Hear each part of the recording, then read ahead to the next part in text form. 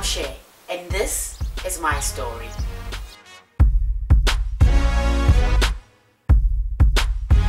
I wouldn't really say that I'm one that can be trusted to give, advice or to say much on girlfriend-boyfriend relationships and, men and women relationships or partner relationships, but I've had my fair share. I like my man like I like my coffee. Strong, black, and sweet. I know it's very cliche, but I believe in strong black men. I believe that because of the fact that maybe as a woman I've got more strength in emotion, I've got more strength in sharing with him my emotion and happiness, and I can give that to him. But for men it's difficult. It's difficult for them to express themselves and I'm speaking strong black men. The longest relationship that I was in was 5 years. It's just the weirdest thing. Must I tell you how it started? It wasn't easy because I was coming out of my shell. I was just coming out of, nobody knew me, nobody had any idea. This girl was just in our speak sitting there nursing her baby. And then somebody came to show me love.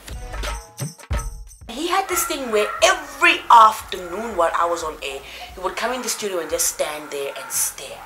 I couldn't understand. And he proposed and he said, you know what, can you be my girlfriend? And I said, whoa, it's been a while since somebody's asked me that.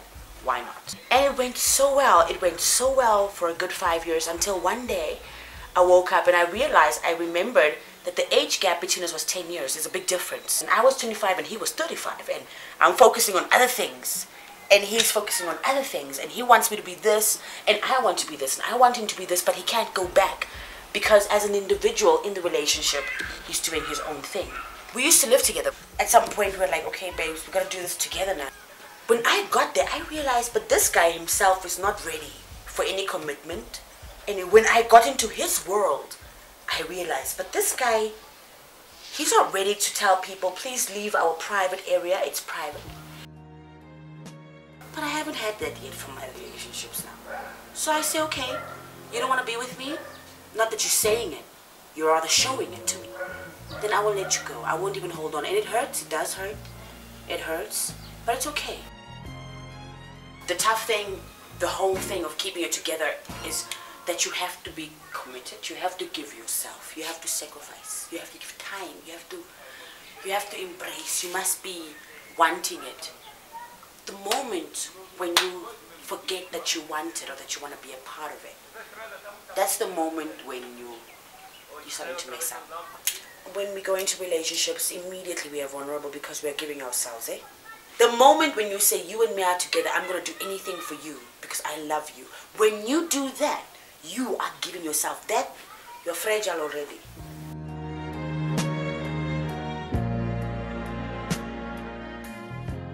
Modern relationships are tough. It's hard to get into one. If you don't have one now, you must be worried. But I'm very cautious about my emotions. I want to be safe. I've been broken many times. I don't want to go back there again. I want to give my all to you and I don't want to be shattered and lied to at the end of the day. I recently got out of a relationship. It went very, very well for the first 9 months and everything. But then again, you can't force people to be in a place where they don't want to be. You've got to, because people are individuals, they're also people on their own.